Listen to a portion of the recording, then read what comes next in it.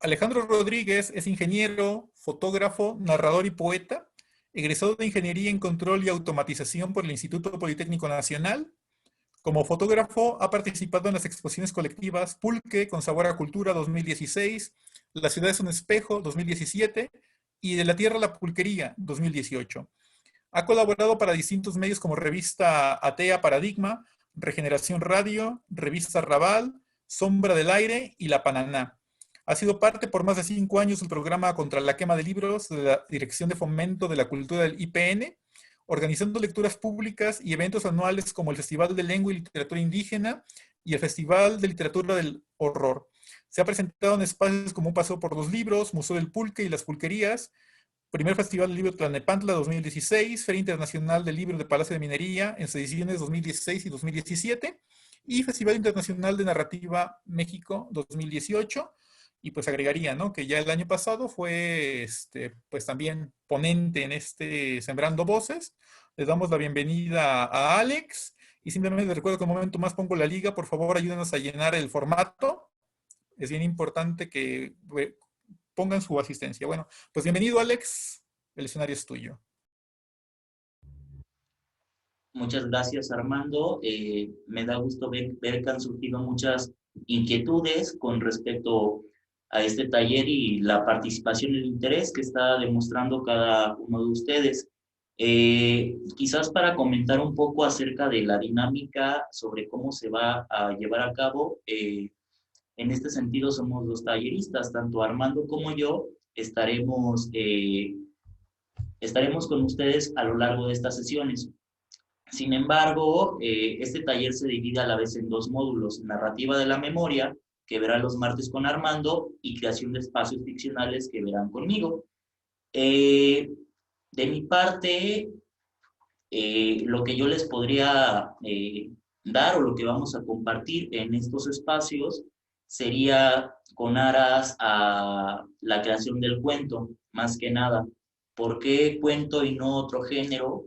Porque para el tiempo, el espacio que tenemos, es el formato que mejor se adapta a esta dinámica. El cuento, por su brevedad, nos permite trabajarlo más a detalle que, por ejemplo, una novela, en la cual tendríamos que hablar de más cosas para poder atacar todos sus elementos y para poder tener el bagaje teórico que nos permita concluir una obra.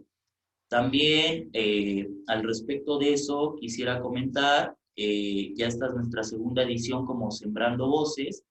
El objeto que tenemos, o el plus que tenemos con estos talleres, es que no solamente se busca que compartamos nuestros saberes, que compartamos nuestras experiencias adquiridas, ya no solo míos o de Armando, sino de cada uno de los que estamos aquí, de cada una de las que están aquí, sino crear obra, empezar a soltar la pluma y a partir de ello generar algo que pueda ser publicable.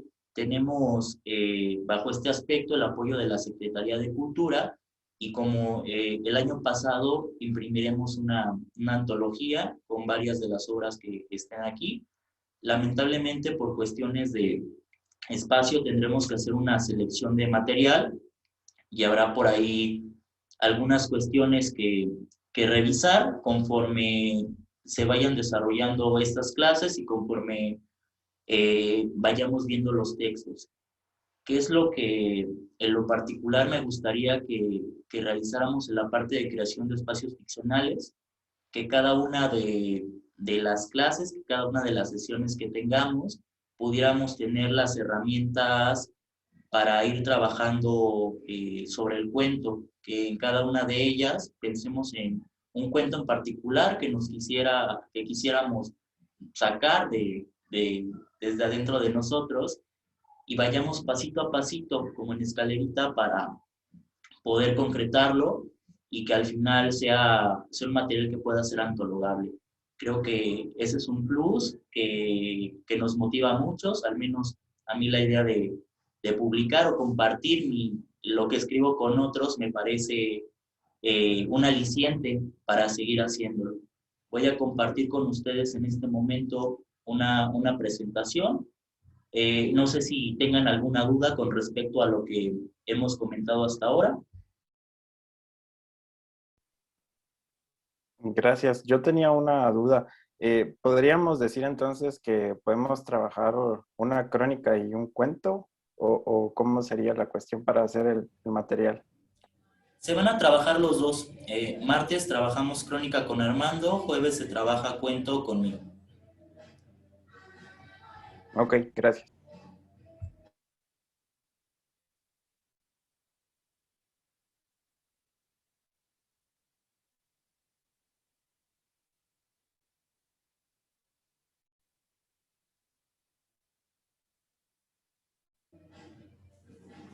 ¿Ya se está viendo mi pantalla?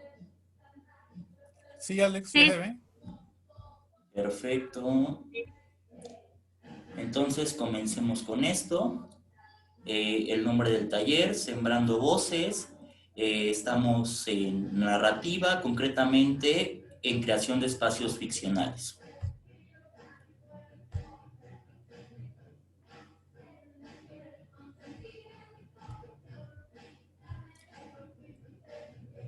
Antes de comenzar, es importante mencionar que Sembrando Voces es un proyecto apoyado por el programa Colectivos Culturales Comunitarios de la Secretaría de Cultura de la Ciudad de México.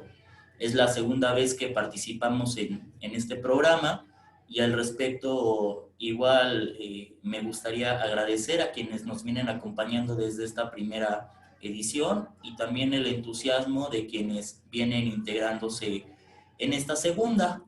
Es importante mencionar también el aspecto del formulario, ya que estos son datos estadísticos que nos ayudan a ver el alcance del programa y a tener una idea más clara del impacto que tenemos.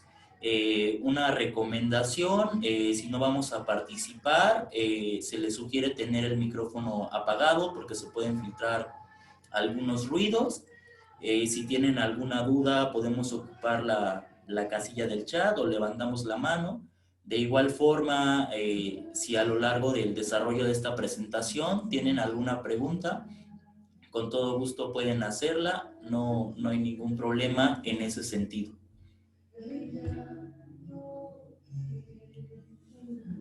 Esta primera sesión la llamé ¿Por qué escribimos historias? Le puse este nombre porque me parece importante que antes de entrar a una parte más teórica, comentar, por ejemplo, cuál es la estructura de un cuento, comentar, por ejemplo, cómo es que nace el cuento o qué aspectos podemos tomar en cuenta a la hora de abordar la escritura creativa. Conviene preguntarnos por qué queremos escribir, qué es lo que nos está motivando a tomar este taller, por ejemplo, qué es lo que hace que sintamos ese deseo por soltar la pluma, por escribir historias, porque la narrativa en general tiene un aspecto que se me hace muy importante. La comunicación es un acto que hacemos todos los días, es un acto que nos viene desde tiempos muy remotos, desde el origen del hombre, pero es curioso cómo se va dando el caso en que inventamos historias. Ya no solamente hablamos para, no sé, se me ocurre la gente de las cavernas que tenía que comunicarse entre ella para cazar un mamut, para recolectar, para advertirse de peligros y demás cosas. Ya no solamente es eso, cuando empiezan a surgir estas historias, estos relatos, cuando comienza a ver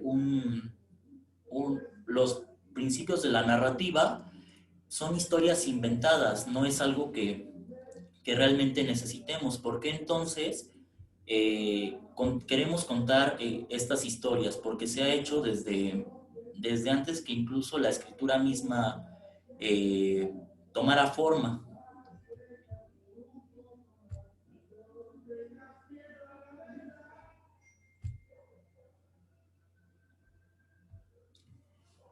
¿Qué es lo que vamos a abordar en la sesión del día de hoy.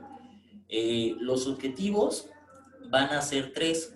Primero que nada, explorar algunos aspectos relevantes de la historia del cuento. Porque es importante tener estos antecedentes. No podemos volver a inventar la rueda en ese sentido.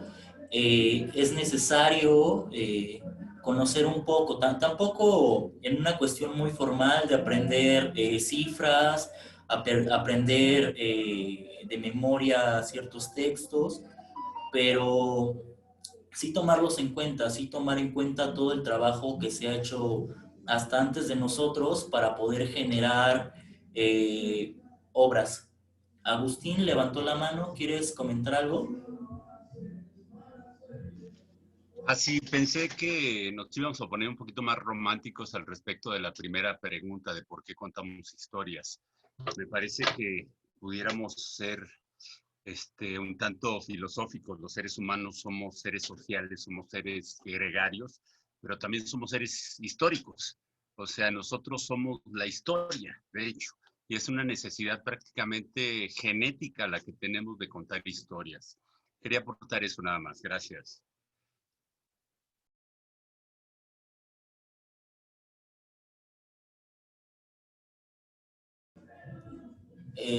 Sí, de hecho, la pregunta se las iba a hacer al final, pero ya que la abriste, me gustaría compartirla con los demás sobre esta pregunta concreta: ¿por qué escribimos historias? Alguna de ustedes que está en este momento con nosotros quisiera opinar algo. ¿Qué es lo que le motiva a escribir? ¿Por qué está en este taller, por ejemplo? Lucina. Hola, muy buenas noches. En alguna ocasión leí una frase de un dramaturgo venezolano, Salvador Garmeida, que decía que el oficio más antiguo del mundo no era el que están pensando, sino era el de ser narrador de historias, que todos nosotros desde la antigüedad estábamos en un jardín y llevábamos historias que nos contaban a la luz de una fogata, probablemente, o a la luz de los astros. Y el contar historias o el narrarlas ha sido parte de que se vaya conservando, primera, una cosmovisión y una identidad como tal. Y en lo particular estoy aquí porque es como una forma de darle voz a mi propia voz interior. ¿En qué sentido? Creo que todos tenemos una historia que contar o queremos hacerlo y no sabemos cómo. Y el estar aquí nos permite como una puerta para agarrar el inicio de la madeja y poder irlo llevando de la mano. Y en lo particular me gusta mucho cómo dan ustedes esta dupla, sus respectivos temas, los admiro mucho y es un gusto estar nuevamente con ustedes. Gracias, Lucina. María Estela levantó la mano, por favor. Hola, buenas tardes a todos. Yo escribo porque es una manera de sacar mis propios dolores, pueden ser de la infancia, pueden ser actuales, amorosos, y también es una forma como de sacar mis demonios, como si me exorcizara en ese sentido, ¿no? ¿Y por qué estoy aquí? Porque estoy escribiendo un texto de largo aliento y es una manera que tengo para poder avanzar. Gracias. Gracias. Pilar también levantó la mano, por favor. Sí, gracias. Bueno, yo no tuve la oportunidad de estar con ustedes el año pasado, me enteré demasiado tarde, pero sí pude entrar a ensayo y a poesía, con los haikus. ¿Por qué estoy aquí? Porque me gusta escribir mucho, yo soy narradora oral y cuentacuentos, y muchas veces escribo mis propios cuentos para mis presentaciones, pero pues no, obviamente no tengo como que la técnica para escribir y además me gusta aprender mucho. Me gusta aprender mucho de todo un poco. ¿Y por qué escribo? Porque como dice María Estela, ¿no? Es como que exorcizarme, es como plasmar lo que me imagino, lo que deseo. En un cuento puedo escribir en lo que me imagino, lo que deseo, lo que no he podido lograr y un poco de lo que he hecho en la vida. Y gracias por la oportunidad. Gracias. Jesús levantó la mano y después Ana. No, no te preocupes si no sabes cómo levantar la mano. Ya te dimos en el chat. Jesús y Ana, por favor, en ese orden. Sí, gracias. Bueno, yo creo que como hemos visto, como es una pregunta que puede tener muchas respuestas y todas ellas pues tienen mucha razón, ¿no? A mí me gusta, por ejemplo, pensar que es bueno que escribimos historias o incluso que las contamos o que nos vemos como en la necesidad de recordarlas, porque pues de alguna manera nos gusta explicarnos, ¿no?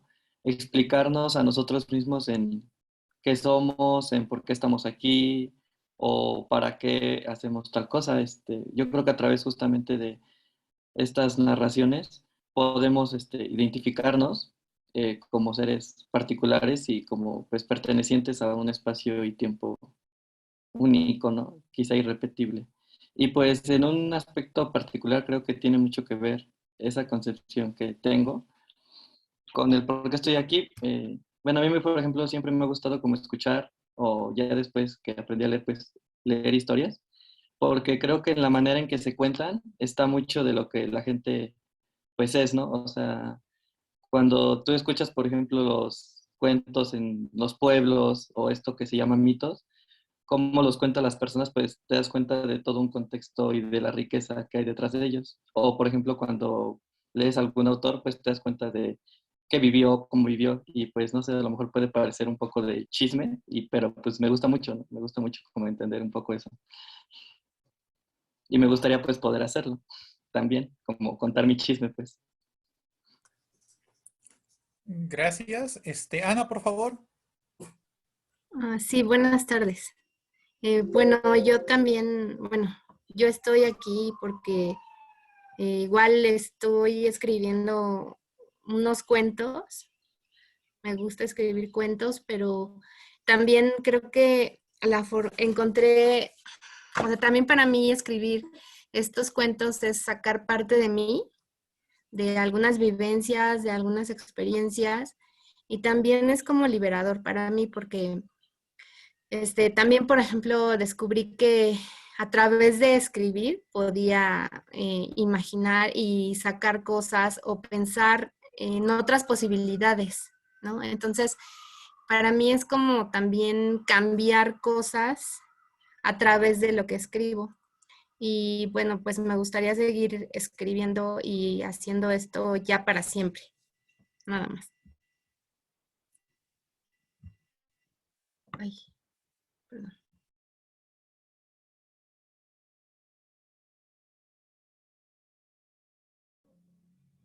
Veo la mano levantada de Alma. ¿Quieres comentar algo?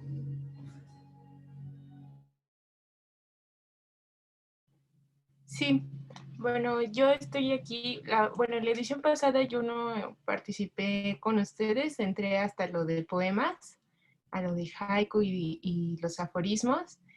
Y bueno, a mí se me dificulta el escribir. Creo que tengo ideas, muchas ideas en la cabeza, pero no sé plasmarlos como para generar una buena narración, no sé cómo comunicarme de esa forma. Yo soy diseñadora gráfica, entonces sé cómo comunicarme visualmente, me comunico con la imagen y no con el video.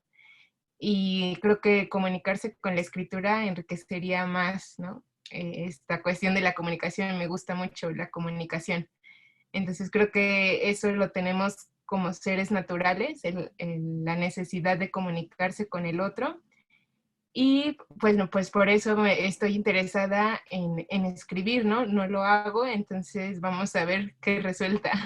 Y bueno, también creo que soy una lectora, me encanta la lectura, entonces admiro mucho cuando leo el que alguien lo haya escrito de una forma tan convincente o tan fácil para mí comprenderlo, que eso no lo hago yo y me gustaría encaminarme a. Gracias. Excelente. Ah, ¿hay alguien más que quiera participar? Ya no veo manitas levantadas, entonces continuaré. Comentaba un poco acerca de los objetivos que pretendemos en este primer acercamiento. Vamos a explorar algunos aspectos relevantes de la historia del cuento, analizar la necesidad humana de crear espacios ficcionales, reflexionar sobre la interiorización del cuentista, porque esto es muy importante. Ya arrojamos algunas ideas y creo que muchos y muchas coincidieron en que se escribe para sacar lo que tenemos dentro, ¿no? Bueno, igual vamos a detenernos un poco en ese análisis ya para las últimas partes, los últimos minutos de esta sesión.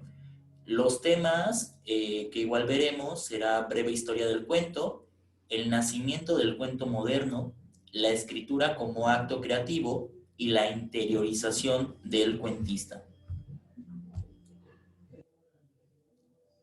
Comenzamos primero a hablar acerca de la historia del cuento. Me gustó un poco esta dinámica que comenzamos y quisiera retomarla a lo largo de cada una de las diapositivas que lleguemos a ver. En ese sentido, les lanzo las preguntas. ¿Qué es lo que ustedes entienden por un cuento y cómo creen que empieza a surgir? Ya hubo algunas participaciones que mencionaban, por ejemplo, los mitos. Judith, adelante, por favor. Veo que tienes la mano levantada. Sí, yo tengo una duda. ¿Por qué se considera, bueno, por qué es cuento el cuento más corto? O sea, el de Montelongo.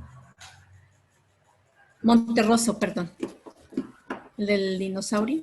Cuando despertó el dinosaurio, todo estaba ahí.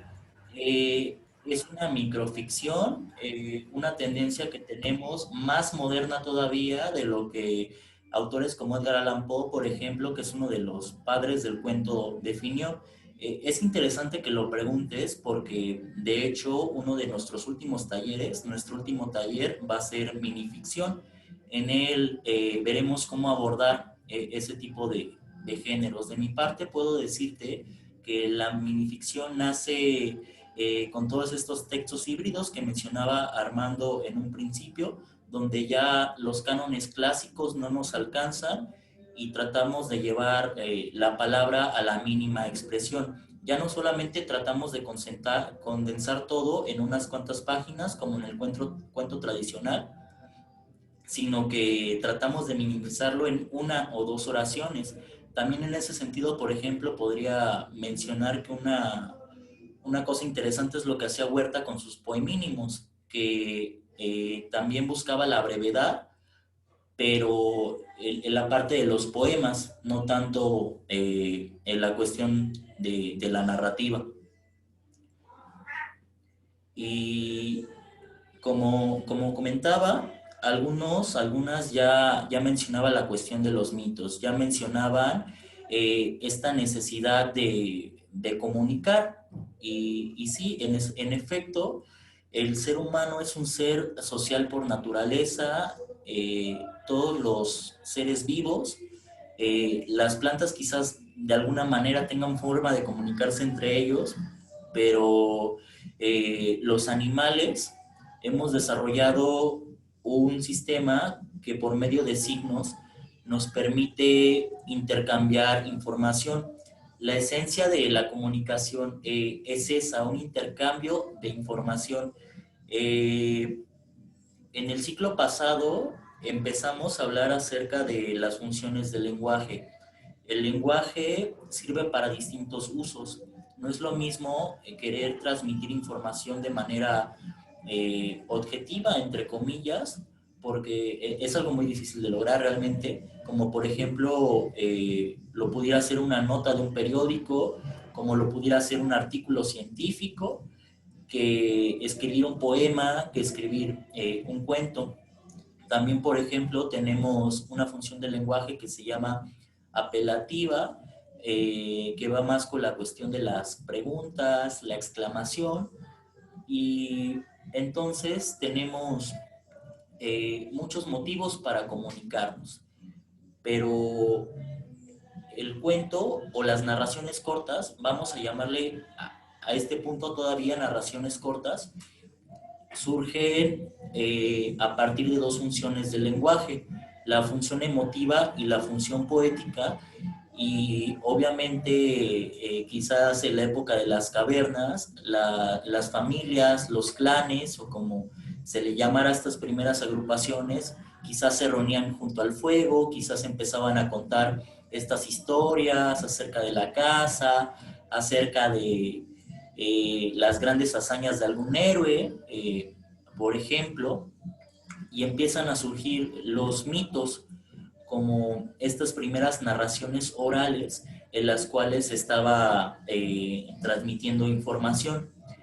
Y en este sentido, los primeros relatos forman parte de la cultura de esos primeros pueblos, al punto que muchas veces se convierten en religión. Hay que ver, por ejemplo, libros sagrados como las Vedas, la Torá, los judíos, o incluso la Biblia, que son recopilaciones de relatos cortos, bueno, algunos no tanto, que han sobrevivido hasta nuestros días porque han pasado por un proceso de transmisión oral, han pasado por un proceso en el cual alguien le va contando a otra persona, esta otra persona le va agregando cosas de su cosecha, pero al final se transcribieron, y eso hizo que llegaran hasta nosotros. ¿Alguno de ustedes, alguna de ustedes quisiera poner, no sé, de ejemplo, algún mito, alguna leyenda que conozca de la que pudiéramos hablar ahorita para comentar un poco acerca de este proceso de cómo se dan los primeros relatos? Pues yo conozco una leyenda de Xochimilco que se llama la Cihuateteo. Y bueno, dicen aquí en Xochimilco que es la prima de La Llorona, pero esta mujer no solo tiene el vestido largo, blanco, unos aretes de oro muy grandes, el cabello largo, negro, muy hermosa, sino también tiene patas de guajolote. Y cuenta la leyenda que esa mujer, la Cihuateteo, busca a los hombres que andan de noche por las calles de Xochimilco. Y bueno, pues con un grito se los lleva. Y bueno, es más la narrativa, la narración, ¿no? Pero es en sí la leyenda de la Cihuateteo.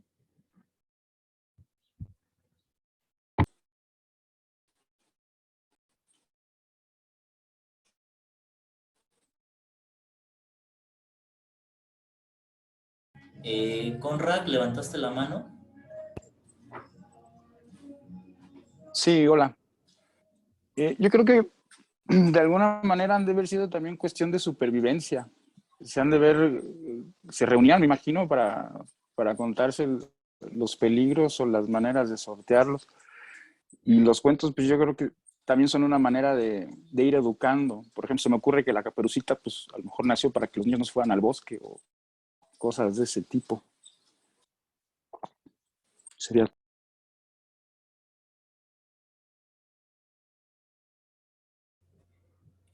Ana Laura y después Jesús.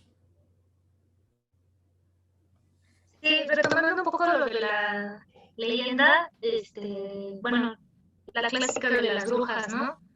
En Puebla, por ejemplo, mis papás son del estado de Puebla, y a mí me encantaba, bueno, a mí me encantaba que mis tías nos contaran esas historias, esas leyendas de la bruja. Allá la bruja se chupa al niño, pero la forma es de una guajolota. O sea, así es como ellos tenían esa connotación de la bruja, y puede ser que en otros estados las brujas sean bolas de fuego o algún otro, alguna otra especie, ¿no?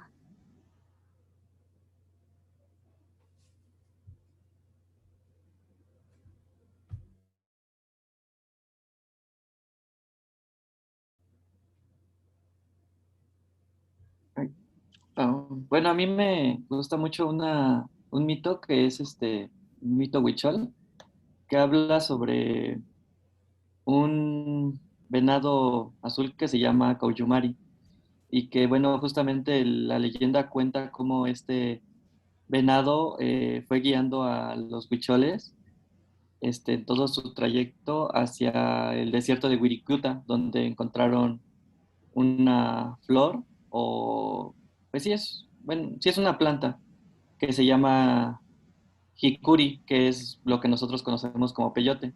Y entonces, pues bueno, esa leyenda me parece muy genial porque en sí, pues cuenta cómo fue todo el trayecto y que al final, cuando llegaron al desierto, el venado se sacrificó, por decirlo de alguna manera, o se prendió fuego en un desierto, bueno, en un templo que se llama el Templo del Quemado, y que cuando este venado se incendió, pues apareció el sol. Entonces, me parece que es interesante por cómo congrega como una cosmovisión de una cultura.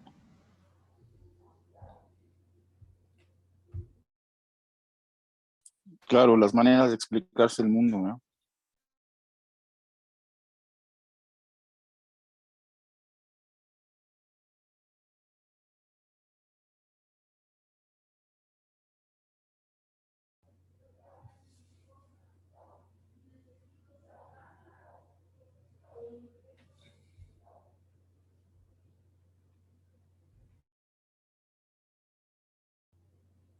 María Estela. Bueno, me tuve que salir porque empezó una tormenta y ya estoy en el celular y ya no sé si estaré dentro de la onda, pero yo quería contar brevemente la historia de la Pascualita de Chihuahua, Chihuahua. A principios del siglo XX, como por 1930, bueno, a la mitad más, bueno, por ahí, primer tercio, había una tienda que todavía existe, una tienda para vestidos, para comprar vestidos de novia. Entonces, ahí la dueña cuenta la leyenda que cuando su hija se iba a casar, su hija se llamaba Chonita.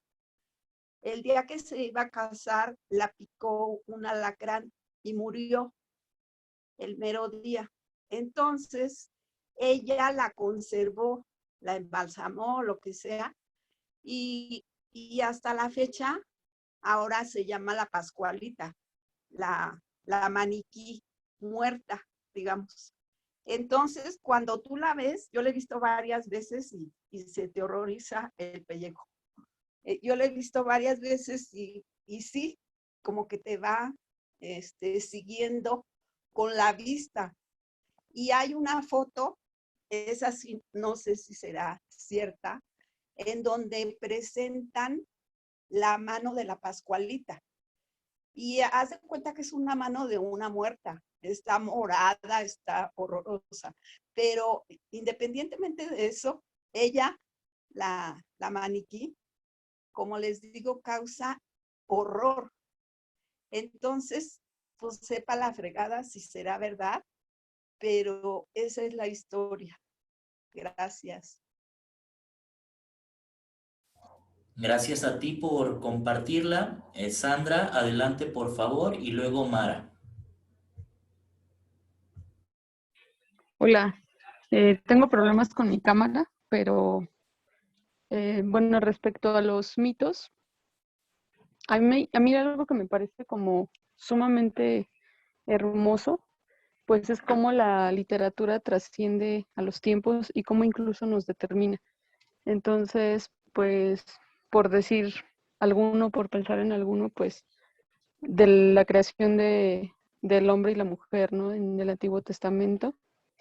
Y bueno, comparando o sea, Adán y Eva según los mayas o los nórdicos, pues me parece como muy bonito. Entonces, ya pensando también en otro momento o en otro contexto, también pensar en cómo nosotros podemos hacer literatura justamente pues para generar, no sé, alguna especie de conciencia hacia los demás. Y yo creo que esa es la importancia también, o para mí, que tiene la creación respecto también a la primera pregunta que hacían, el podernos responder cosas a partir de lo que creamos y también generar en los otros una especie de, pues, de empatía, de sensibilidad, de, no sé, conocimiento. Y bueno, esa sería mi participación.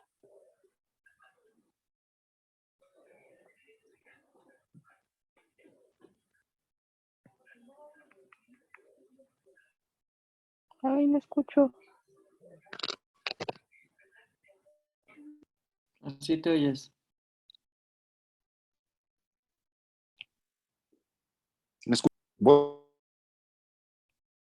Creo que había dicho que iba Mara.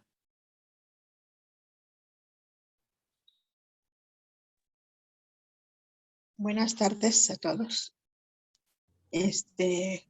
A mí, la literatura siempre me llama la atención porque cuenta historias, narra, vivencias, ¿no? Entonces, y de ahí pues se desprenden, pues no sé, los relatos, pues los cuentos. Entonces, a mí me cuesta mucho trabajo hablar o comunicar y quiero aprender pues a hacerlo, ¿no? A escribir, a entender la literatura, a saborearla, ¿no? Y siento que pues este curso pues me va a abrir un panorama pues más amplio para que pueda sacarle de cada palabra de la literatura algo rico, algo que enriquezca pues mi forma de ver la vida. ¿No? Eso es lo que tenía que decir. Muchas gracias. Me parece que sigue Conrad. Después le damos paso a Agustín. Hola, gracias. Pues yo pienso que vivimos en un gran cuento y que ahí dentro se cuentan muchos cuentos. Desde que nacemos nos cuentan cuentos, nos crecemos con cuentos, que si Santa Claus, que si los Reyes Magos, que si los de terror. Y así nos van educando con cuentos. Todo acaba siendo un cuento, hasta la misma historia, como nos la cuentan, pues depende de quién escribió el cuento. Yo creo que está en nosotros, ya en el programa. Eso sería. Me acordé de una... ¿Han tomado el vino que se llama Casillero del Diablo? Bueno, pues cuenta la leyenda, el dueño del viñedo la construyó porque se robaban su vino. Entonces, en las bodegas subterráneas donde tenían las barricas, implementó un muñeco que proyectaba una sombra y pues no me acuerdo bien qué historia les inventó, pero así ya dejaron de robarse el vino.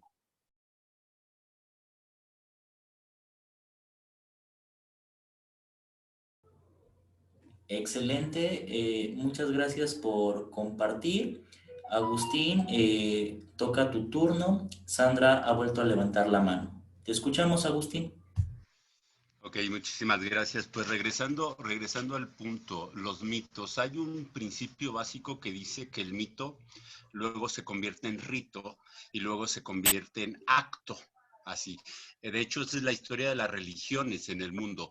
La religión primero es mito, luego es rito y luego es acto. De aquí que uno se pregunta cómo era posible que los espartanos o los atenienses convencieran a toda la juventud de pelear y pelear por su libertad, por algo que difícilmente nos convencen ahora, ¿no? Y obviamente eso se lo tenemos que agradecer a Homero, a la Odisea y a la Ilíada, porque si algo es raro para nosotros es entender que estos mitos, estos cuentos que se fueron juntando, no solamente se leían, además se leían en verso, no en prosa, y se cantaban en los primeros himnos. Entonces a los chavales en Esparza se les ponía a entrenar cantando todas las aventuras de Ulises y la Odisea y la Ilíada, y los cuates se convencían de que tenían que ir a matarse por su libertad. Entonces, se crea una nación a partir de los mitos, no solamente religiones, se crean naciones, se crean ideologías, se crean partidos políticos. Prácticamente a través del mito se crea a la humanidad. ¿Me explico? Entonces, en ese sentido, también en términos personales, nosotros somos productos de mitos. A mí me cuentan historias de cuando yo era chiquito y era bien bonito y cosas por el estilo. Yo todavía no sé si se las creo a mi madre o no, de que las brujas me querían chupar y cosas por el estilo, pero se las debo de creer porque eso es parte de mi historia y es parte de lo que yo soy. Gracias. Muchas gracias, Agustín. Ahorita le damos la palabra a Sandra, que me parece que ha vuelto a levantar la mano. Antes de eso quisiera comentar que tienes mucha razón. Hay un libro que les recomiendo mucho a propósito del tema que tocas, es de Joseph Campbell, se llama El héroe de las mil caras. En él habla acerca de la relación que tiene el papel del psicoanálisis con la figura del mito y la figura de los símbolos.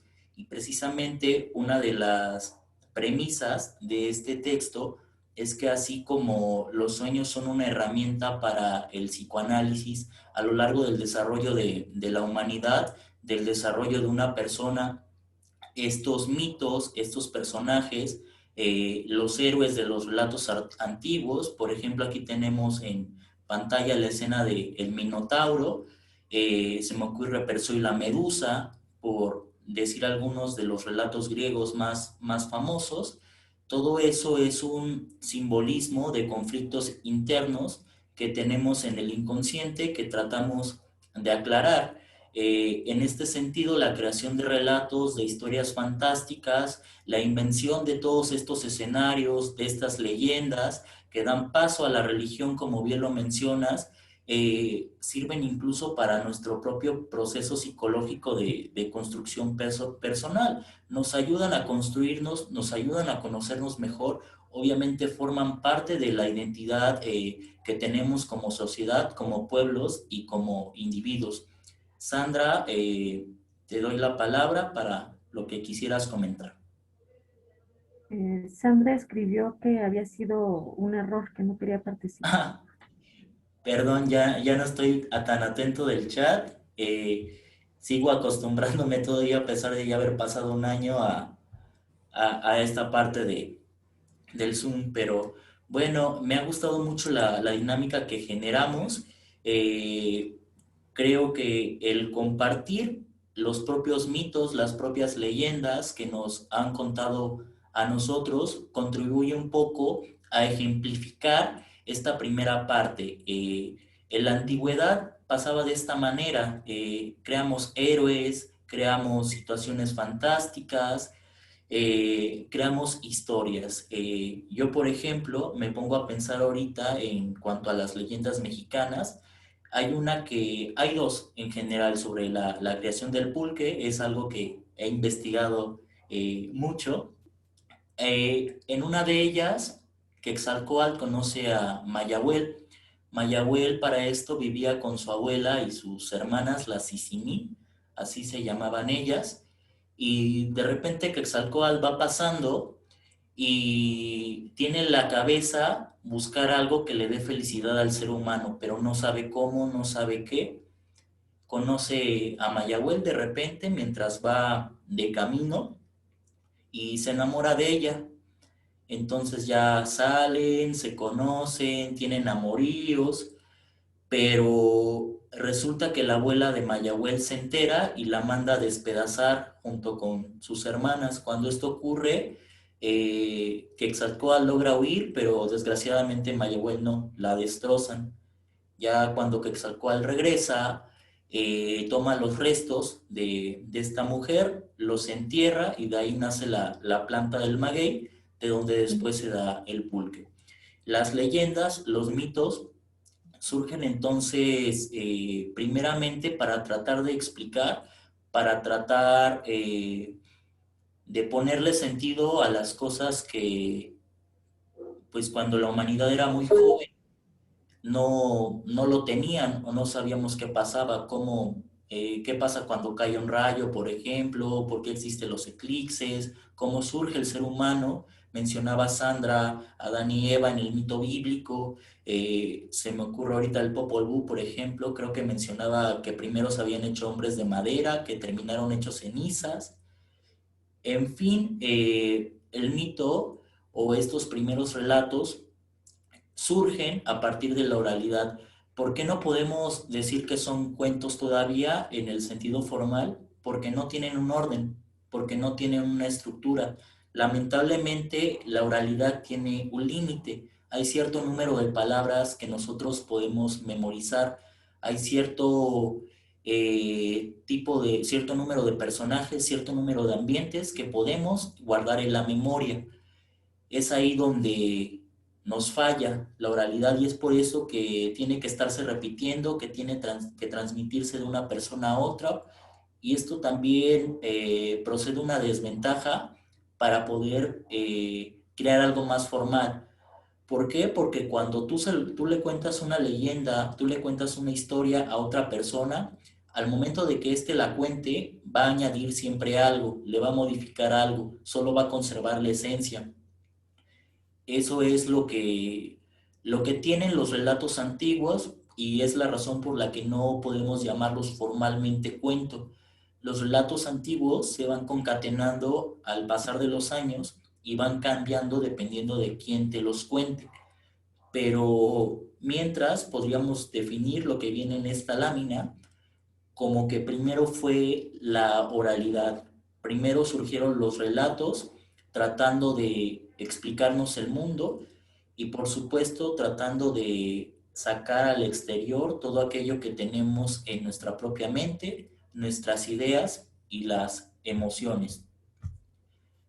Después de esto viene un fenómeno importante, el límite de la prehistoria con la historia se da por la escritura. Cuando una civilización logra generar un conjunto de símbolos que reflejen la parte oral, genera la palabra escrita. Y la palabra escrita es muy importante porque nos permite trascender más allá de todo. Un libro bien conservado pueden pasar cientos de años hasta que esa información se pierda. Se me ocurren ahorita sucesos, por ejemplo, como la quema de la Biblioteca de Alejandría, donde se perdieron muchos tomos de la historia del mundo, de los relatos que se escribían, de la información que en ese momento estaba. Y sí, son cosas que pueden pasar, sin embargo, la letra tiene más trascendencia.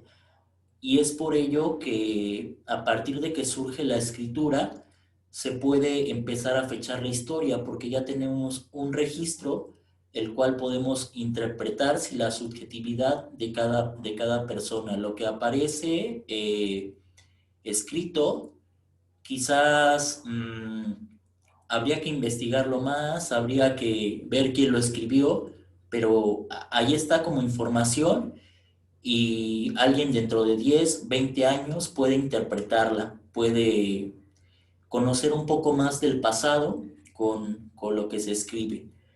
Hay algunos autores, estoy pensando por ejemplo ahorita en Alberto Chimal, en alguno de sus textos, que sitúan el origen del cuento o los primeros intentos de cuento las culturas de Oriente.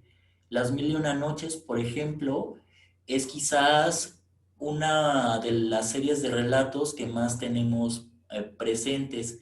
El primero en ponerlas por escrito, organizarlas, fue un francés, de cuyo nombre no me acuerdo ahora, pero ya muchísimo tiempo después de cuando surgen. Pero es importante mencionarla.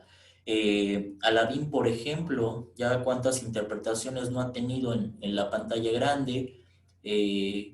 La historia de Cherezada, esta mujer que evita que la asesinen contándole historias al sultán, podemos considerarlo como uno de los primeros intentos formales por acercarnos a esas historias.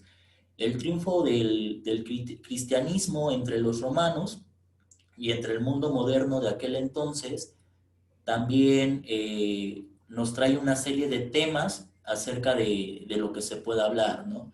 Tenemos los ángeles, tenemos los demonios, tenemos toda una historia de santos que vencieron el mal. Esta lucha del bien contra el mal está presente en este sentido en los relatos bíblicos que se rescatan a lo largo de las traducciones, pero también empieza a enriquecerse a lo largo de la Edad Media con otro tipo de relatos. Tenemos, por ejemplo, personajes como los ogros, personajes como las hadas, personajes como las brujas, que forman parte de otras culturas de Europa, que también empiezan a florecer.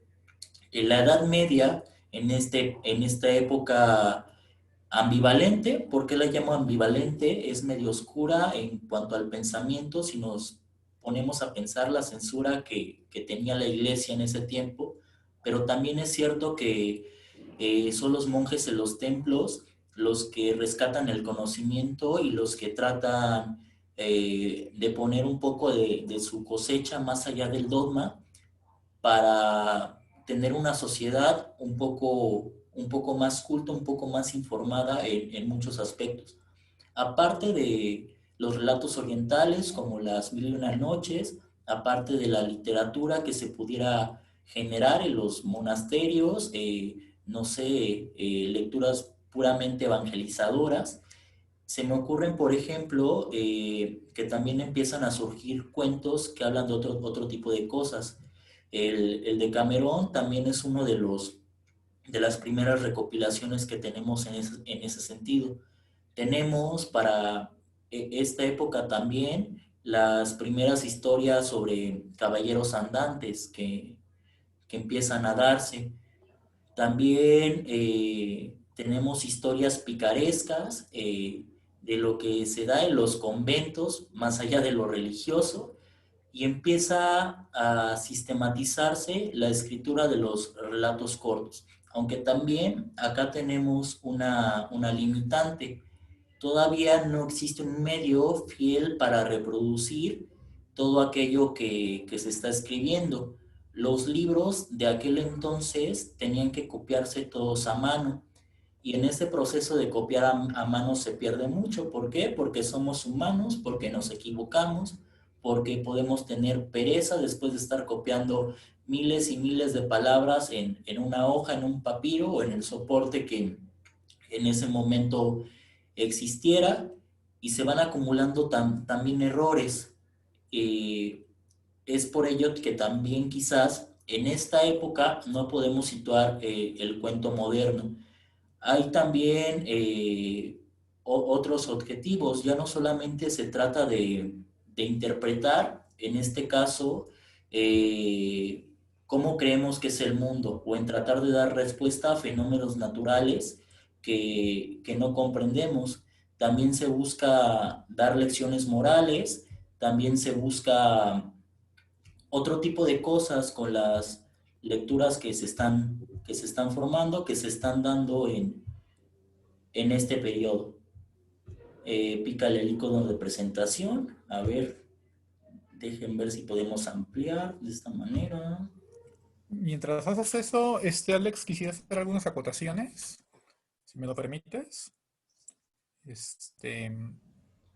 Primero, el tema de cuando inicia la escritura, se ubica en el poema de Gilgamesh, ¿no? En esas tablillas cuneiformes asirio-babilonas.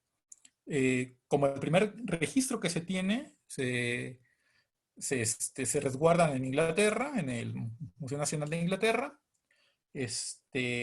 Y mencionaste el libro de Campbell, que por supuesto es importante. Sin embargo, yo previo a Campbell mencionaría la obra de Carl Gustav Jung, la cuestión de los arquetipos, la cuestión del inconsciente colectivo, porque ¿por qué tenemos dioses del sol en América, en Egipto, en Europa? Porque hay algo que es esto que propone Carl Gustav Jung como el inconsciente colectivo, donde supuestamente en la psique hay toda esa memoria de la colectividad. Y por eso vamos a encontrar estas cuestiones incluso binarias, el sol, la luna, el mar, la tierra, que se van acompañando. E inclusive, previo a Campbell, se estructura lo que se conoce como el viaje del héroe, ¿no? Y que vamos a encontrar en 20.000 historias, donde hablabas de Simbad el Varado. Justamente tiene una lectura incluso también, pues, mística, ¿no? Como esos ritos de iniciación de alguien que tiene que resolver algo a lo largo del tiempo y resolverlo y llegar a algún punto con ello, que eso es como esencial en la novela de caballería, que es esencial incluso en los textos medievales, como la saga artúrica, ¿no? Que es la búsqueda del Santo Grial, y en eso gira toda la saga artúrica, ¿no? Ahí tenemos todos, Sir Gawain, el Caballero de León, etcétera. Gracias, Alex. Y hay personas que tienen la mano levantada, no sé si quieren participar. Agustín y Conrad, no sé si participaron hace rato, pero tienen la mano levantada. Sí, gracias. Sí, en ese sentido se me ocurre también, ya que tocan el tema del medioevo y cómo se pasaban las historias y la importancia del juglar, se me hace como lo mediático de aquella época, ¿no? Porque los juglares contaban historias en esos cantos y bueno, me parece muy curiosa esa parte. Y la otra, ya que tocas a Campbell y a Jung, y pues Freud toca, el tema del tarot también es muy interesante, porque también era una manera de contar cuentos a través de imágenes y simbolismos, ¿no? Pero y era una manera también de ir educando a la gente y presentando esta historia de los arquetipos y del viaje del héroe, ¿no? Del conocerse a uno mismo a través de estos cuentos.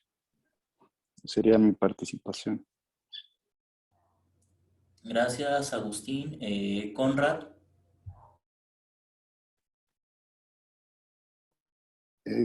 Yo soy Conrad, del que acabo de hablar, que le toca a Agustín. Perdón, Agustín. No, ya bajé la mano, gracias. Lo que pasa es que nada más era lo de la pantalla, pero ya todo se ve perfecto. Ok, sí, una disculpa, como les digo, muchas veces nos cuatrapeamos con la tecnología, pero bueno, trataremos de prestar atención al chat y también las recomendaciones que nos están ofreciendo, sin perder de vista también las cosas de la pantalla. Comentaba que el problema que había era que todo se copiaba a mano. Entonces, ¿qué pasa cuando viene la imprenta? Se da una gran revolución en Europa primero y luego en otras partes del mundo, porque se puede reproducir volúmenes y volúmenes y volúmenes de información de una manera más rápida que cuando se hacía a mano.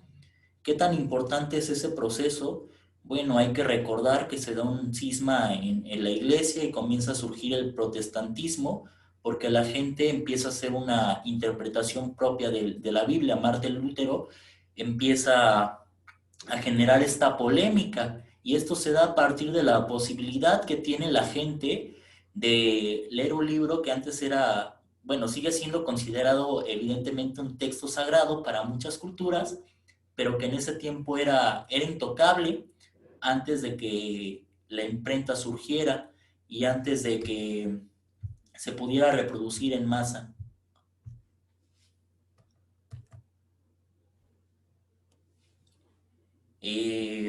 Antes de pasar al tema de esta lámina, ya más allá de la época de la Edad Media, ya cuando surge la imprenta, empiezan a darse otro tipo de cosas.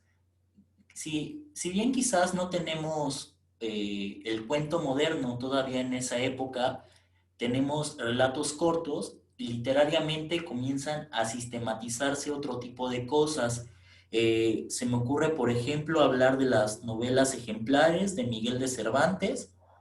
Después de ellas se escribe El Quijote.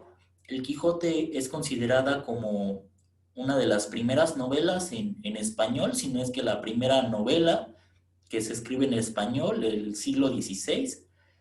Y es interesante analizar su estructura porque contiene una serie de relatos. Nos va contando una historia principal, que en este caso serían las andanzas de Alonso Quijana, que ha leído muchos libros de caballería y ahora se cree un caballero. Pero a la vez, en estos recorridos, va conociendo a otras personas y escuchando cada una de sus historias. Entonces ahí tenemos otro tipo de cuestiones. También, por ejemplo, antes de llegar a este punto de la revolución industrial, podríamos decir que tuvimos un siglo de oro español, donde la literatura en general, ya no solamente la narrativa, empieza a florecer. Tenemos algunas obras de teatro también que comienzan a darse en estos periodos, y tenemos ya un intento como de darle más formalidad, de que ya no sea solamente la historia que se transmite de generación en generación, ya no es solamente escribir por educar, no es solamente escribir por dar un mensaje moralizante o por transmitir la historia de un pueblo. También se busca generar ciertos patrones estéticos. Ya no solamente estamos pensando en escribir sobre Dios, sino en escribir sobre el ser humano, sobre sus emociones, sobre sus pasiones y sobre aquello que le aqueja y que le inquieta. La revolución industrial es un momento muy importante. Nos vamos a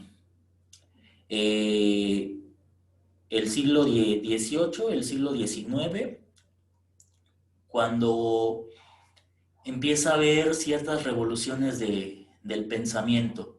Me voy al XIX, ya 1800. En esta centuria comenzamos a ver muchas cosas. ¿Qué pasa en América? En América tenemos movimientos de independencia que se dan en muchas partes del continente.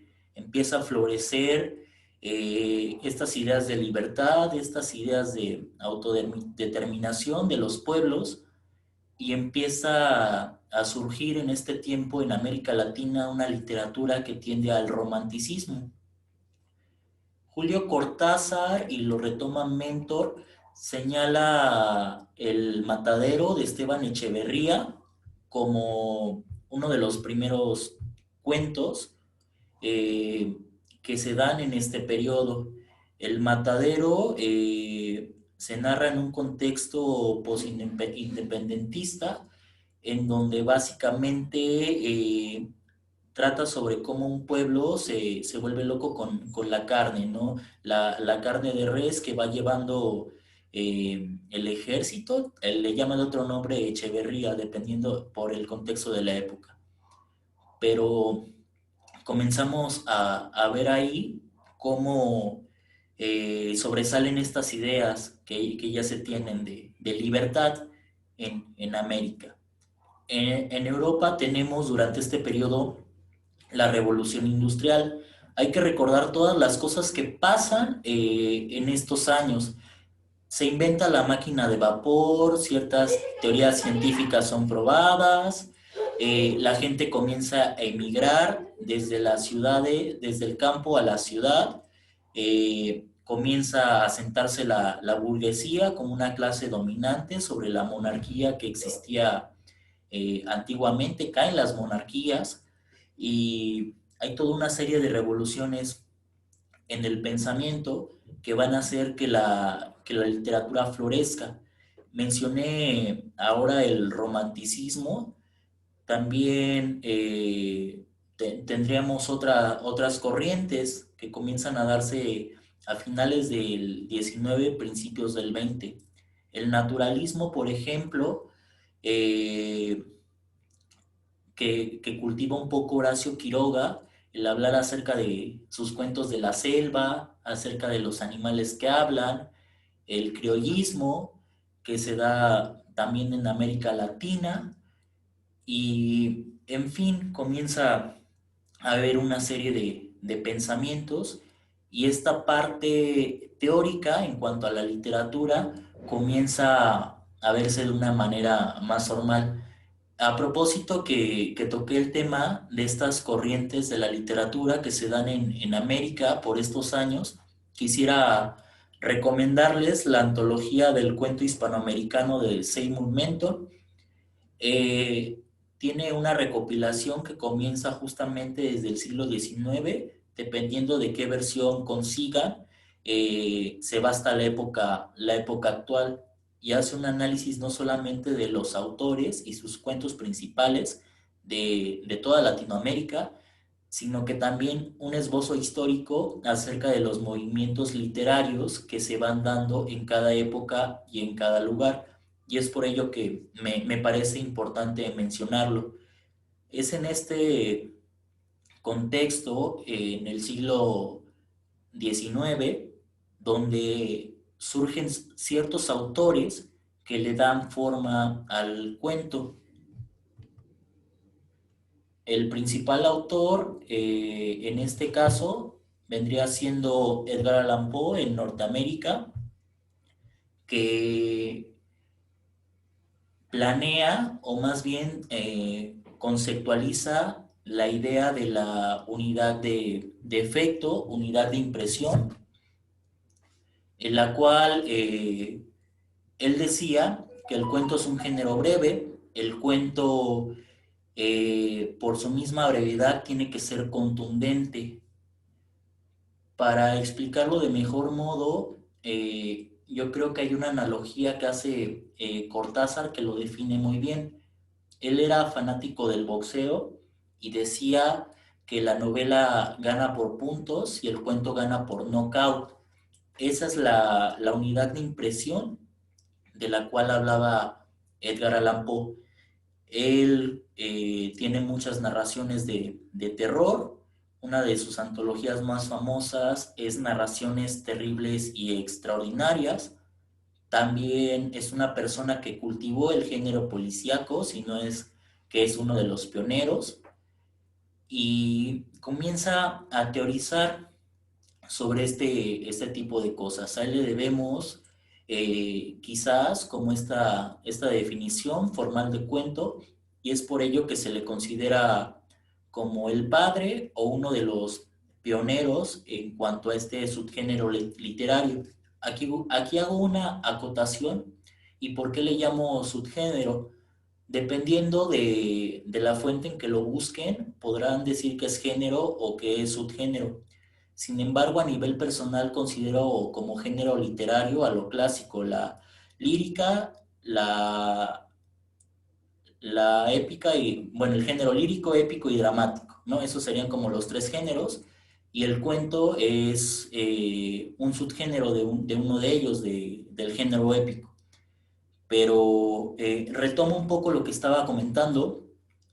Poe en Estados Unidos, durante ese tiempo, comienza a esbozar lo que sería un cuento y comienza a escribir qué es lo que tiene que tener un cuento para hacer cuento. El señor que vemos en medio es un francés de nombre Guy de Maupassant.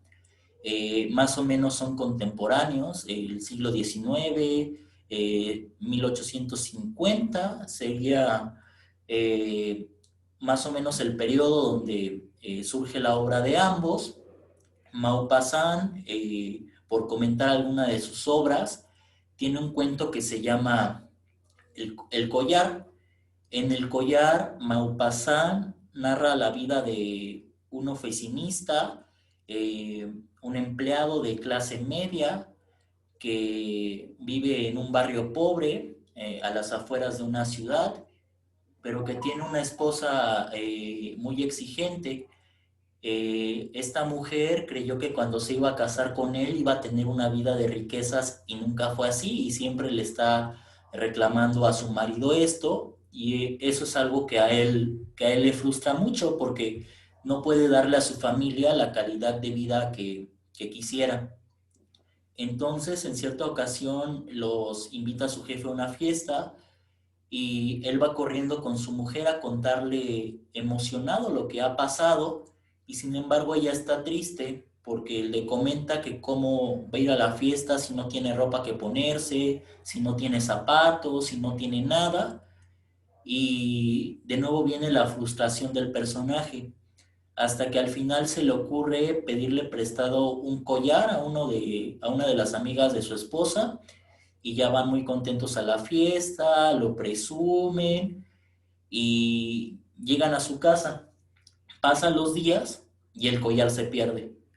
Entonces, la esencia de este relato es el collar perdido y las peripecias que la pareja tiene que conseguir para solucionar el problema. Y está más que nada ambientado a este contexto.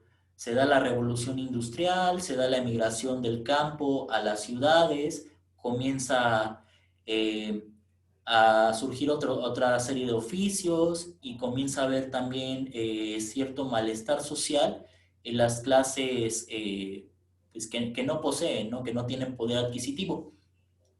El último, el de la barba y el cabello largo, barba cerrada, todos tienen barba, bueno, menos Poe, es Horacio Quiroga. Horacio Quiroga, al menos de mi parte, lo considero como el equivalente de Poe en Latinoamérica por todo lo que ha hecho por el género.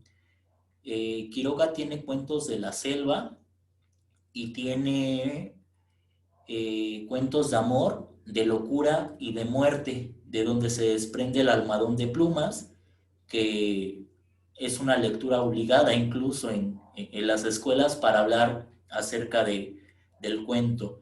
La historia de una mujer que cae en cama, que nadie sabe por qué, hasta el final del cuento que se revela el misterio. Quiroga se me hace una persona interesante porque toda su vida en general es un drama. Es una persona que después de presenciar la muerte de varios seres queridos, decide mudarse a la selva, acaba suicidándose inclusive.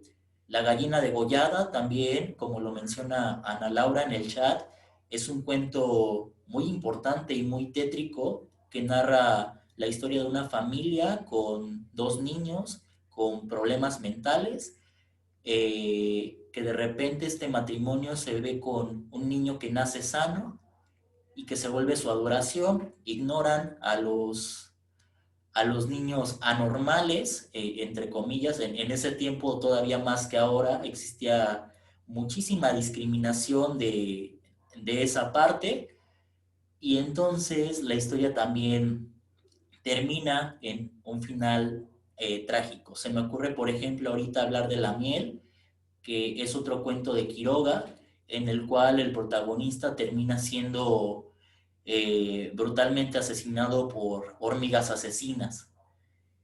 Pero, ¿por qué comento la obra de estos 3 autores? Porque básicamente con ellos van haciendo el cuento moderno.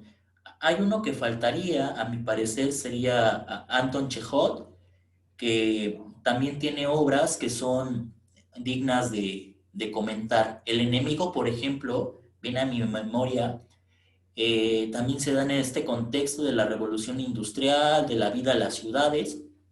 Nos narra la historia de Barca. Barca es una criada de 12 años que trabaja para una familia rica, que de repente tiene... la persona del medio es Cuy de Maupassant, De él les recomiendo que busquen su antología Bola de Cebo, donde podrán encontrar el cuento El Collar. Retomando a Chejot y el enemigo trata sobre Barca. Barca es una niña de 12 años que trabaja para una familia adinerada que de repente tiene un hijo. Al momento de tener un hijo, el bebé se vuelve el enemigo para esta niña porque ahora tiene que atenderlo, porque cada vez que llora tiene que cambiarle los pañales, tiene que ver que se duerma, y llega un punto de la desesperación de Barca en que no puede dormir, no puede hacer nada, se siente frustrada por este niño que la está tosigando a todas horas, en todo momento, y también tenemos un final trágico en ese sentido de ese cuento del autor Anton Chejot. Vamos con la siguiente diapositiva. La escritura como acto creativo. Les había comentado al principio que me interesaba conocer un poco acerca de sus percepciones sobre el acto de escribir. Ya lo hicimos al principio, pero vamos a retomar algunos aspectos.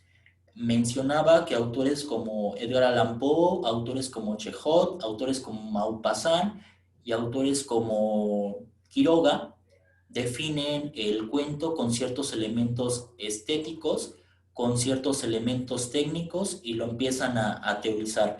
A partir de ellos podemos hablar acerca del cuento. Antología del cuento hispanoamericano. El autor es Seymour Mentor, forma parte de la colección del Fondo de Cultura Económica. Esta es una edición algo vieja, la que les muestro en pantalla. Sin embargo, es una lectura muy recomendable porque nos permite estudiarlo, estudiar el cuento tal cual. Creo que lo mencionaban muy bien al principio. Para escribir tenemos primero que leer y es un material excelente para tener referentes de los cuales aprender. El cuento hispanoamericano de Seymour Mentor. Retomo, la literatura es el arte que hace uso del lenguaje con fines estéticos. En la literatura se usa la palabra para crear ciertos efectos a la persona que lee. Se dice, por ejemplo, dentro de las teorías del cuento, que este es como un iceberg. El escritor solamente nos deja ver a través de la superficie, pero más allá, bajo el agua, tenemos una serie de cosas de las que no se dice, de las que no se habla, y claro que nos crea un efecto. Edgar Allan Poe mencionaba que había que sentarse a escribir el cuento de un solo jalón, o si no, no salía, o si no, no tenía ese efecto de golpe, ese punch que mantenía al lector sentado, al lector queriendo saber más. A partir del lenguaje podemos hablar acerca de nuestras emociones. A partir del lenguaje podemos darle un plus a estas historias, podemos tener ciertos efectos. Mencionaba al principio que con la oralidad todo era un desorden. A partir de que se sistematiza la literatura y a partir de que se sistematiza el cuento, tenemos ciertos elementos que nos ayudan a generar este fin. El cuento, por ejemplo, a diferencia de la novela, no se anda por las ramas, tenemos un solo tema, tenemos personajes acotados, tenemos una temporalidad y tenemos una trama. No podemos poner nada más y nada menos. Si mencionamos una pistola en algún parte de nuestro relato, esa pistola tiene que ser usada por alguno de los personajes en alguna parte del cuento, de la narración. Siguiendo con las definiciones, esta es de Chimal. Narrar es el acto de contar historias y se ha dado desde el principio de la humanidad. Ya discutimos un poquito acerca de por qué se están dando estos procesos.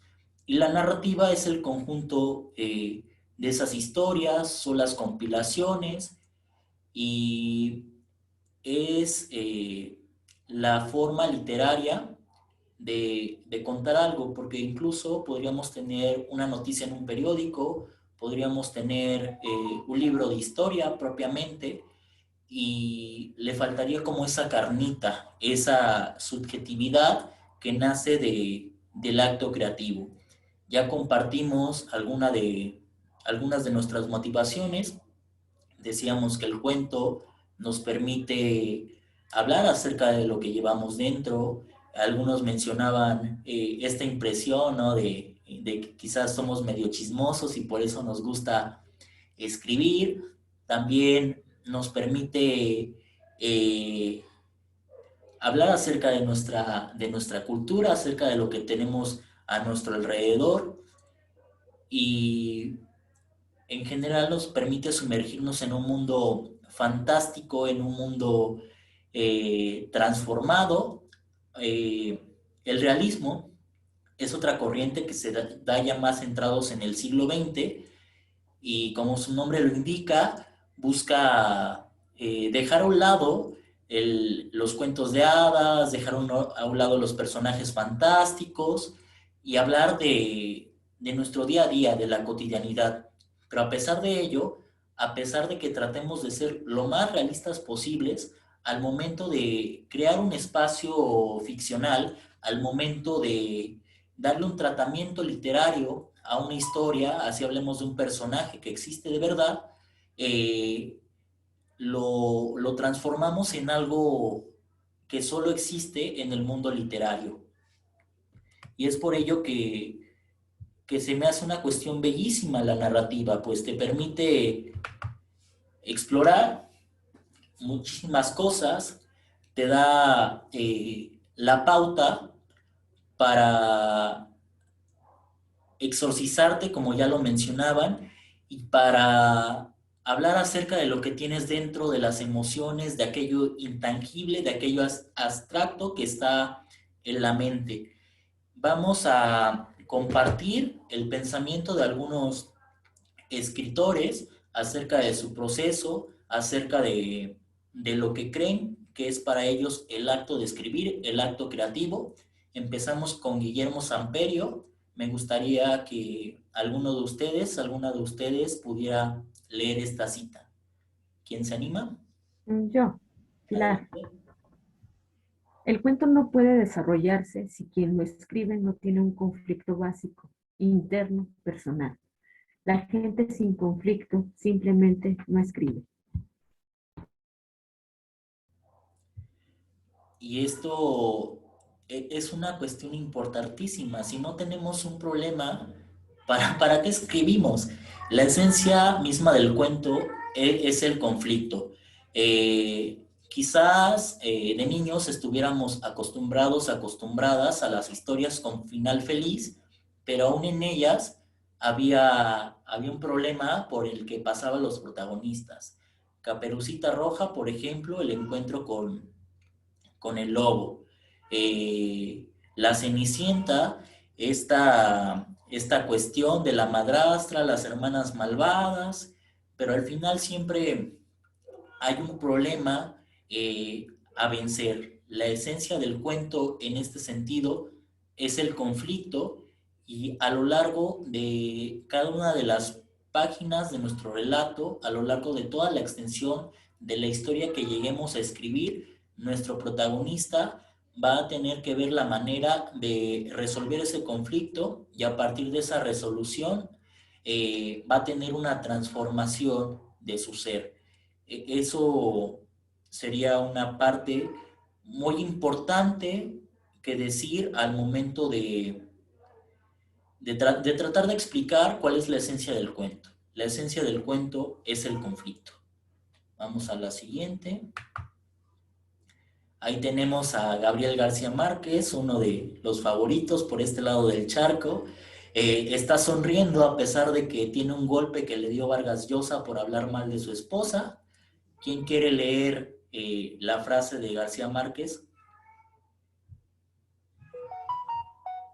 Yo, Ana Laura.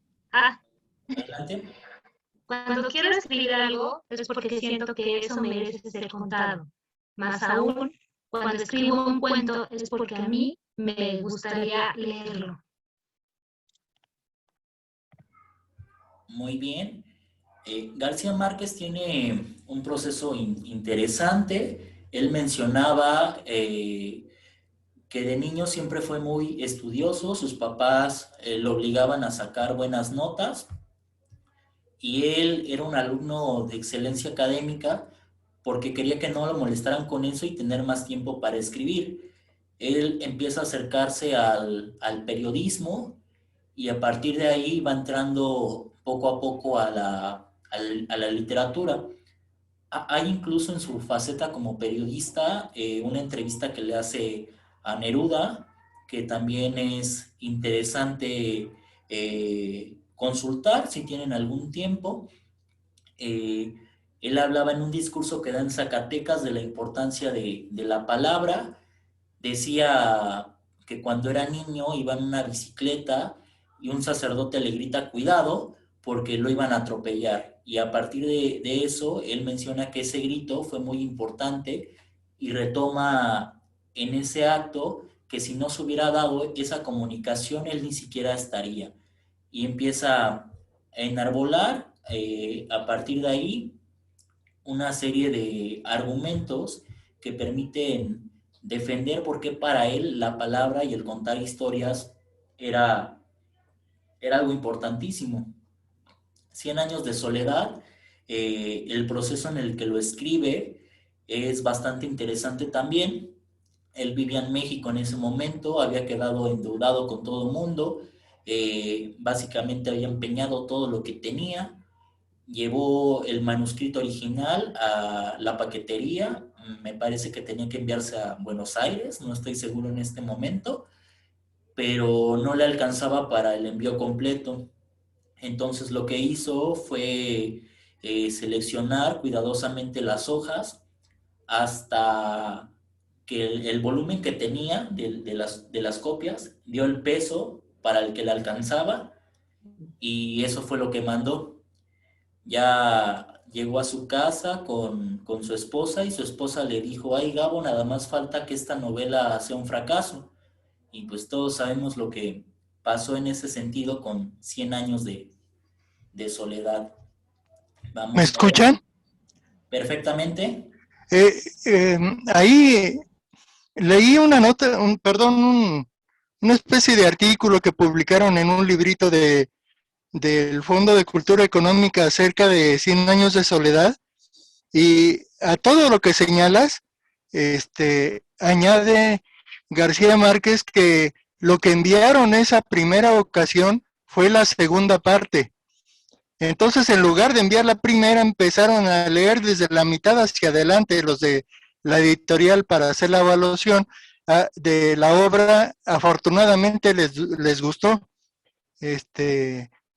Y ya, eso fue lo que ocurrió. También en ese mismo libro señalan que estuvo a punto de perderse la obra porque le dio a una taquimecanógrafa el ejemplar original y se le cayeron todas las hojas en un charco y había estado lloviendo bastante, entonces se le cayeron en un charco y estuvo a punto de no recuperarse la obra.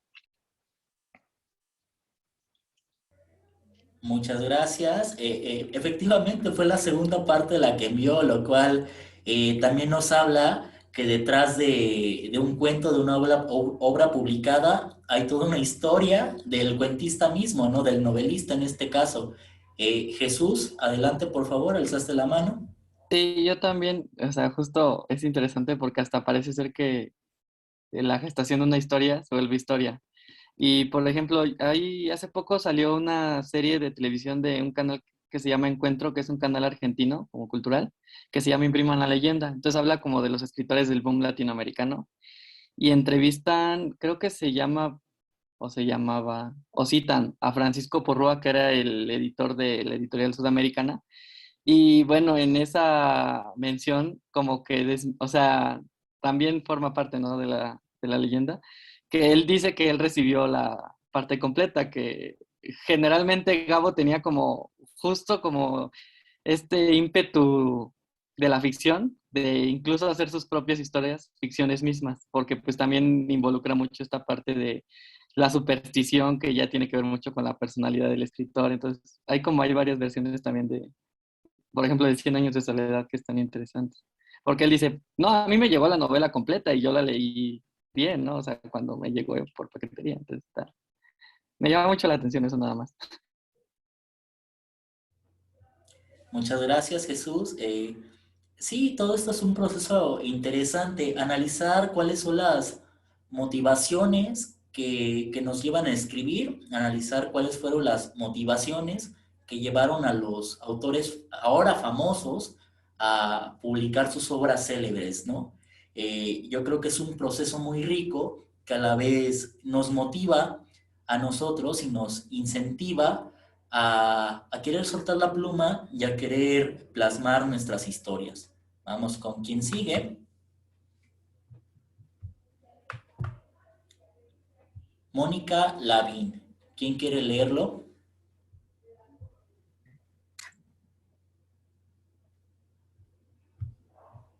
Yo, Sofía. Yo. La literatura, como toda manifestación de arte, es territorio de pasiones.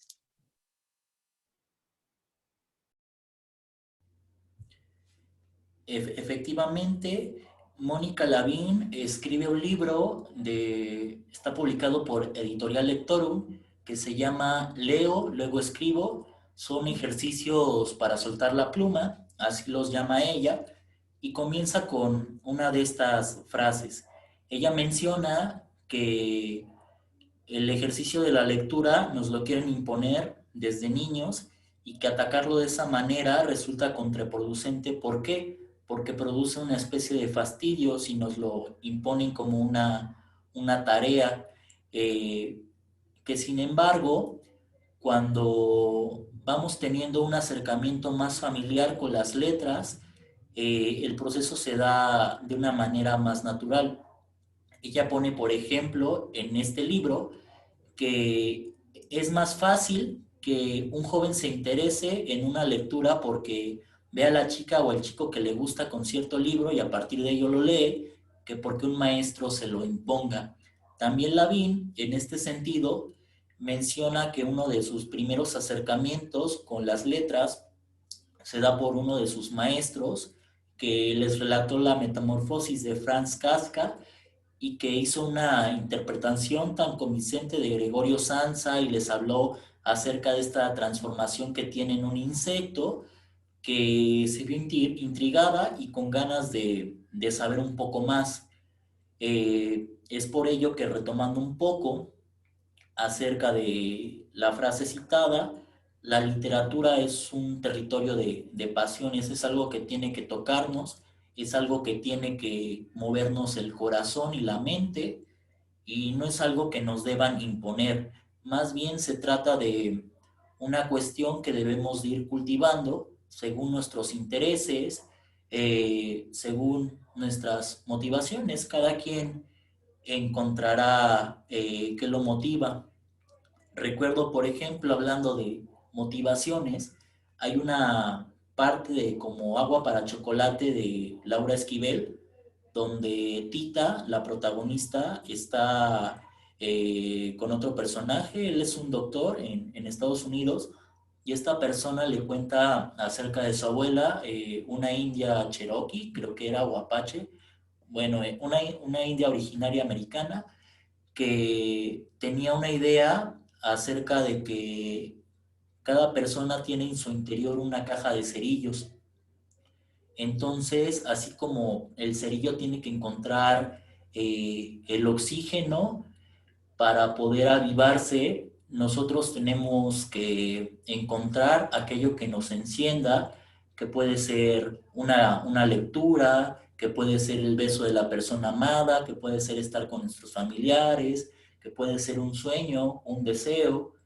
Tenemos que encontrar los detonadores que hagan arder y encender nuestra alma, y en este sentido también que hagan mover este motor que nos ayude a escribir. García Márquez, regresando un poquito a él, mencionaba que dentro del proceso creativo se da una analogía con la caza. La idea es como la gacela, es como el conejo, es como el zorro, es un ente escurridizo que nosotros tenemos que ver por la mirilla del rifle y dispararle en cuanto salga, para poder tener material con el cual construir cada uno de los espacios ficcionales que tengamos en la mente, y para poder idear historias que de una u otra manera exalten las pasiones humanas.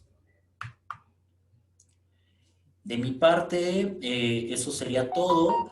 Agradezco mucho su atención, cada una de sus participaciones. Sin duda alguna, hemos creado una comunidad aquí. No solamente se trata de que yo esté hablando, de que Armando esté hablando, se trata de construir el conocimiento entre todos, se trata de compartir nuestras experiencias, porque escribir se hace un acto más bonito si vemos que otras personas también tienen las mismas inquietudes con nosotros, y este ejercicio de los talleres, el irnos acercando, siento lo particular que nos hace entrar más en confianza, más en calor a la hora de abordar esto de una mejor manera.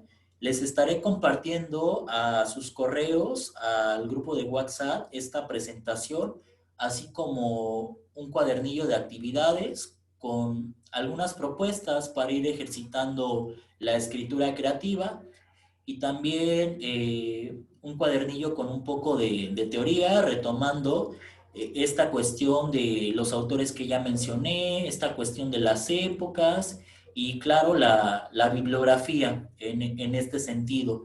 En las clases subsecuentes estaremos abocándonos a otros aspectos ya más teóricos del cuento, como la creación de personajes, la creación de un ambiente, la creación de diálogos, la creación de una trama. Cada una de estas sesiones, en lo individual, va a ir abonando a que ustedes generen al final de este curso un cuento con miras a ser publicado, ¿no? Porque creo que esa es una de las cosas que todos y todas buscamos de alguna otra manera, pero como lo comentábamos ayer, tampoco quisiera que en este sentido nos cerráramos a la cuestión de la antología, sino que más bien pensáramos en esto como algo lúdico, como hacer todos los cuentos que nos vengan en gana. Creo que me daré el tiempo de revisarlos y tienen la confianza de compartirlos. Si les digo, vayan pensando en trabajar en uno. Si trabajan en más, igual, pues adelante, ¿no? Y pues bueno, bienvenidos de nuevo a todos, a todas, y pues vamos dándole a este taller de creación literaria, este taller de narrativa, Sembrando Voces. Ana Laura, por favor, levantaste la mano. Sí, nada más si puedes repetir, por favor, el nombre de los otros dos autores del cuento moderno. O sea, Edgar Allan Poe, Horacio Quiroga, ¿y cuáles eran los otros dos? Disculpa. El francés Guy de Maupassant, de él te recomiendo la antología Bola de Cebo. Anton Chejov, el cuento El enemigo, fueron los que cité.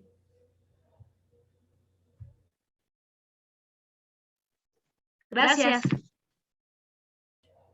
No hay de qué. ¿Alguna duda, comentario, pregunta?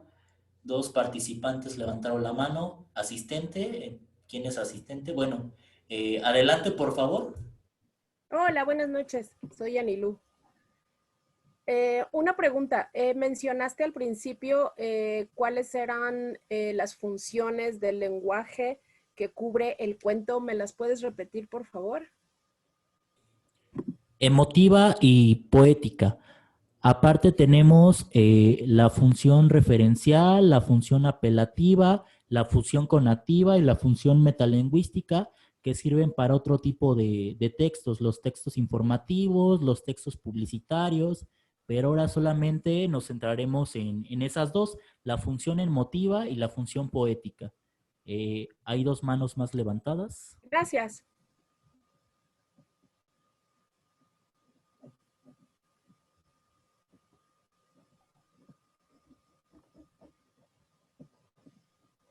Veo manos levantadas, pero no alcanzo a distinguir. Si alguien quiere tomar la palabra por asalto, adelante.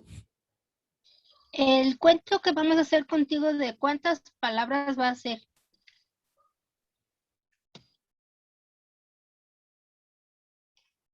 Está cerrado tu micrófono. Sí. Para la antología trataremos de que sean 800 palabras, pero no se limiten ahorita por ese aspecto. Ustedes generen el material con la extensión que quieran y ya después vamos puliéndolo para hacer una obra publicable. Ok, gracias. Es cualquier La tema, temática ¿verdad? puede ser la que quiera. sea. Así es.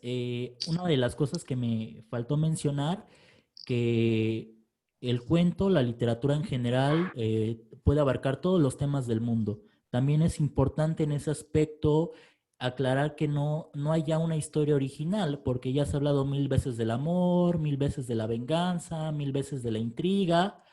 Sin embargo, lo importante dentro del proceso creativo es ver qué nuevos escenarios le damos, cómo hablamos de otra forma de lo que ya fue publicado o de lo que ya se ha escrito. Elena, con respecto a tu pregunta, no hemos enviado alguna tarea, esas se las voy a estar enviando mañana por la mañana.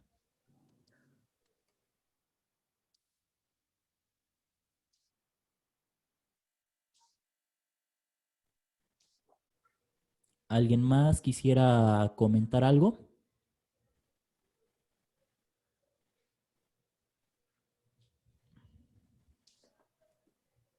No dejen de leer El viejo y el mar. Gran cuento. Nada, agradecer. La sesión estuvo muy rica. Muchas gracias.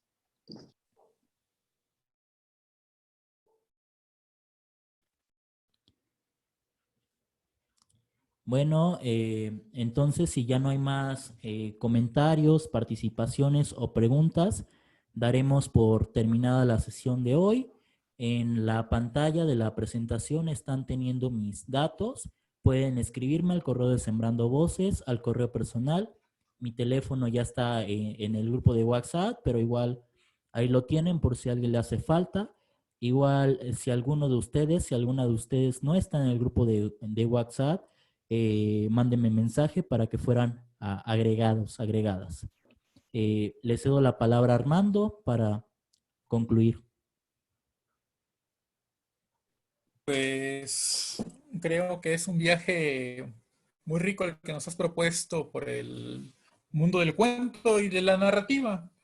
Tal vez el comentario que me gustaría hacer es acotar un poco a lo de 100 años de soledad, que García Márquez no se quedó con la comodidad, ¿no? Después de que escribe 100 años de soledad, escribe El otoño del patriarca, que es una novela hiperbólica, de difícil lectura, con el fin de salir de su propio punto de confort, no seguir escribiendo realismo mágico.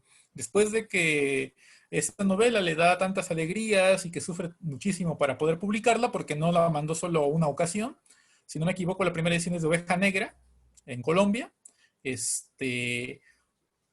va a plantear una descolocación importante del realismo mágico. Entonces, en ese sentido, creo que si estamos revisando a García Márquez, pues es importante entender que esto es de paciencia y eso también nos obliga, ¿no?, a generar dominar tal vez una cuestión y generar otra, que es lo que hace García Márquez con 100 años de soledad y El otoño del patriarca. Cuentos, pues creo que muchísimos, ¿no?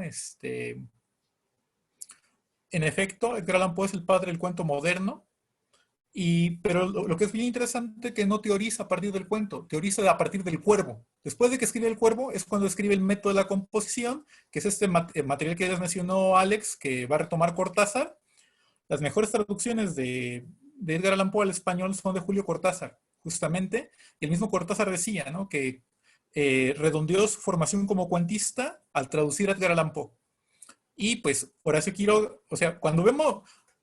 Hay como nudos en la historia, hay como puntos que uno no puede omitir, o figuras, y una de ellas es Poe, porque Poe fue influencia para Baudelaire, Poe fue influencia para Lovecraft, Poe fue influencia para Horacio Quiroga, entonces, y obviamente pues, tiempo después para el mismo Cortázar, como lo estamos mencionando, ¿no? Entonces, sí es una obra que vale muchísimo la pena que si ya la leyeron tal vez en la época de estudiantes, la recuperen. Porque el mismo Paul les va a recordar el tema de la unidad de impresión, la economía del lenguaje, cómo generar este interés para captar al lector, y que son elementos que no solo sirven para el cuento, sirven para la narrativa, ¿no? También les va a ayudar para la crónica, son elementos que no son privativos del cuento. Bueno, pues si no hay más comentarios, le agradecemos muchísimo a Alex esta sesión. Estamos en contacto por el WhatsApp para el martes. No olviden ya empezar a mandar sus crónicas, sus materiales al WhatsApp. Las iremos recopilando como van apareciendo y en ese orden los vamos a ir leyendo, ¿no? El próximo martes ya nos vamos a enfocar a la parte de revisión, de tallereo. Comentaremos ahí el material que envié de Prieto, de Paino, de Garibay, de Vicente Leñero, porque por ahí me preguntaban qué elementos tiene una crónica. Pues vamos viéndolos en el crear y en el leer, ¿no? Que son esos espejos que van de la mano. No se puede crear si no leemos, si no tenemos referentes.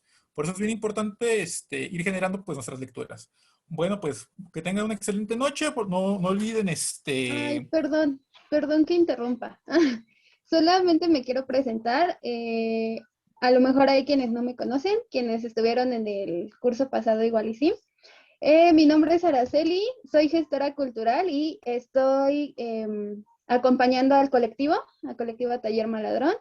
Y cualquier situación que se presente, cualquier duda, comentario, cualquier situación que tengan, con gusto pueden tratarla también conmigo, con el colectivo o conmigo. También estoy agregada en el grupo de WhatsApp, entonces cualquier situación por ahí pueden buscar mi número. Estoy pendiente de todos. No estaré en todas sus sesiones porque tengo otros colectivos que acompañar, pero de vez en cuando me verán por aquí. Entonces, nada más presentarme. Mucho gusto. El martes que inicié el taller no puede estar presente, pero hoy sí. Entonces solo era eso, perdón. Corazón de condominio, ¿no? Tienes otros colectivos. Si nos abandonas a nosotros, ¿no? Bueno, está bien. ¿Qué haremos con esas gestoras? Bueno, pues le agradecemos a Araceli también que se haya sumado y que pues esté por acá en cuanto su tiempo se lo permita. Y pues ya escucharon que también con ahí se pueden dirigir si tienen alguna duda. Les recuerdo que por favor, si no hicieron su registro, llenen el formulario antes de que nos vayamos. Y pues nos vemos el martes. Que tengan excelente fin de semana. Lean, escriban, sueñen. Hagan el viaje del héroe. Y bueno, pues hasta luego. Cúbranse porque está Gracias, buenas lloviendo. noches. Hasta luego. Gracias. Gracias, buenas noches. Hasta luego. Cuídense mucho. Buenas Buenas noches. noches. Bye. Buenas noches.